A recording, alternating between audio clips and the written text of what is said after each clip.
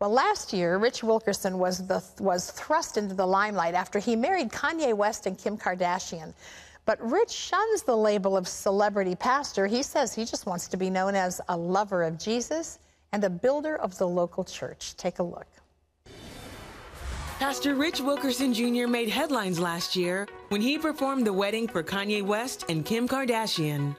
He has a gorgeous wife, a colossal social media following, and a new reality TV show. Good man, doing all right?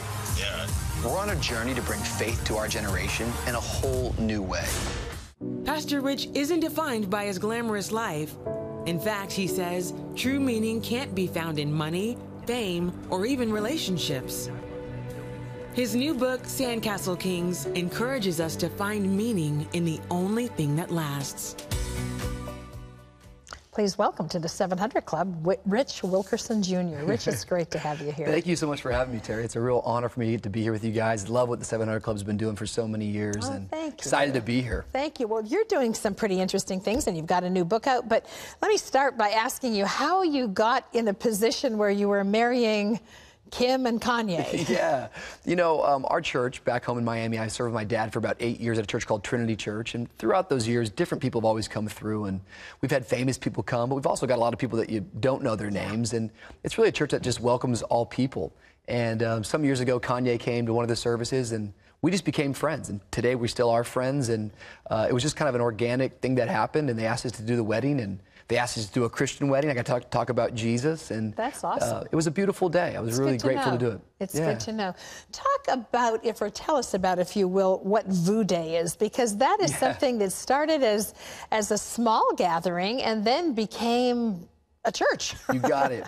Well, 8 years ago, I joined my parents' staff at Trinity, and we ran a young adult ministry, and it started with about 12 people, kind of a Bible study, and we called it the Rendezvous.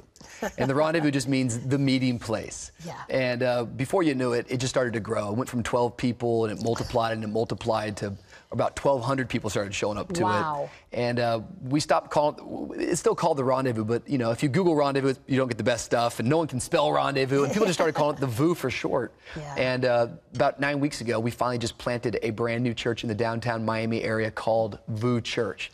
And so we are right now in the midst of a church plant. We're seeing people get saved every week. Close to 200 some people have already given their life to Jesus in the last 9 weeks. What is it? You know, when you do something like that and you start a group and it's very small and then you see it begin to mushroom in size, what's the message that is being brought to those who come that says, I want to come back next week and I want to bring somebody with me? Well, you know, Terry, honestly, we've always said one thing. We've said Jesus is our message, people are our heart. And I think the message of Jesus is absolutely almost irresistible. I should be careful as I say it. We know that some have resisted, but it's the best news ever. And I think when we make the gospel the main thing, the good news, what is the gospel? That Jesus came, took everything that we deserved so that we could get everything that Jesus deserves. He promises us life and life more abundantly. And I think when we make him the focal point, people are attracted. Well, and young people, I think, have a lot of them not connected into the church as in generations past. Sure. What are they looking for? What's the hunger in their hearts? Well, we've seen a little bit of a drop-off when it comes to statistics for young people in church, but what I really think about that is that that's nominal Christians. I really think that there's an awakening happening in our country and around the world to people falling in love with Jesus. So nominal Christianity would be religion. I go to church because my parents made me go to church. I think that's kind of dropping off. People aren't going to church because they have to. They're going to church because they want to. And don't you think we're all sort of looking for something, this is a little extreme to say, but worth dying for, something that makes living matter? You have access to people who've been very successful, who have a lot. One of the things you talk about in the book is that having a lot is never going to fill the hole inside. Yeah. Absolutely. Well, you know, Dr. King said, if a cause is not worth dying for, it's probably not worth living for. And really the message of Jesus is what? First, it's first come and die, pick up your cross, and follow me. But I think we've got to make sure we understand what we're doing. That which I pick up dictates what I lay down. Instead of focusing on what I have to lay down, focus on what you get to pick up, the life of Jesus, the good life. It's the abundant life. And as I pick up this life, I'm forced to let go of some of these other things, anger, resentment, unforgiveness. You can't do both. And what I look around this world, and Sandcastle Kings, what it's really all about, it's about people that are building a life on a shaky foundation. what I've discovered is that a lot of things that we build life on are good things. Yeah. But a good thing becomes a bad thing when we make it the foundational thing. Yeah. And Jesus came to this world to say, I didn't come for a makeover, I came for a takeover. I'm the only thing worth building on. So you can't build on your success, you can't build on your health, you can't build on your wife, you can't build on your boss, you can't even build on religion, you can't build on this world. You've got to build on something firmer than that, which is Jesus. And when we build on Jesus, I believe all of us will face storms, but we'll bend, but we don't have to break. Yeah. But in fact, that's the miracle message. That's really. it. Talk a little bit about your wife, because well, of course, you say so much about her in the book. That's awesome. But here the two of you are. You're going to start this reality TV show of your own. Really? I mean, I just kind of shuddered and went, no. Do you have any concern about that? Well, you know what? For me, Terry, I grew up in a Christian home. I mean, I'm 4 generations, Pentecostal preacher on both sides. My first slow dance was to Our God is an Awesome God, okay? So I've grown up. When I read that, I've grown up. Like, well, okay then. I've grown up in church, and my wife and I, we've been married for 9 years. We met when we were 17 years of age. Wow. And we've always done things together. We've always done ministry together. But here's my thought. Reality TV, whether you like it or love it or hate it, I've never really watched it, but it's a language of our culture. It is. And we have to make a decision as the church and as followers of Jesus. Whatever we avoid, the devil will invade. And it's very easy to curse the darkness. It takes other people, the 700 Club has been doing this for years, to light a candle, to say, we've actually got the greatest message on the inside of us. My idea with the show is, hey, this is a step of faith to say, this is a different way to preach Jesus.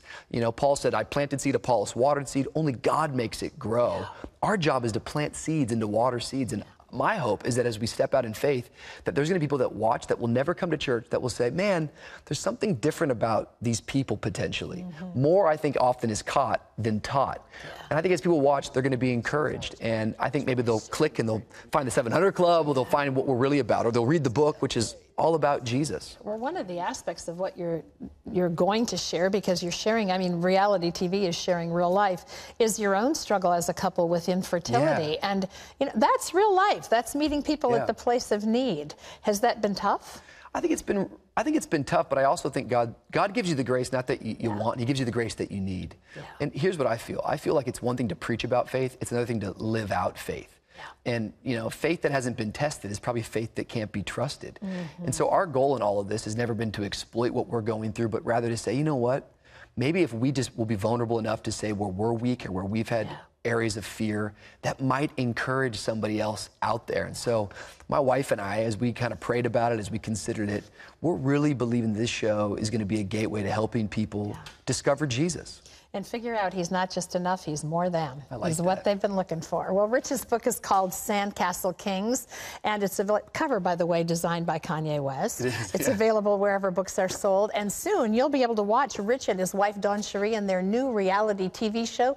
It's called Rich in Faith, and it starts December the 9th on the Oxygen Network, so take a look. Thank you so much. Thank you, Terry. It's such an honor for us to be here. Great to have you with us today.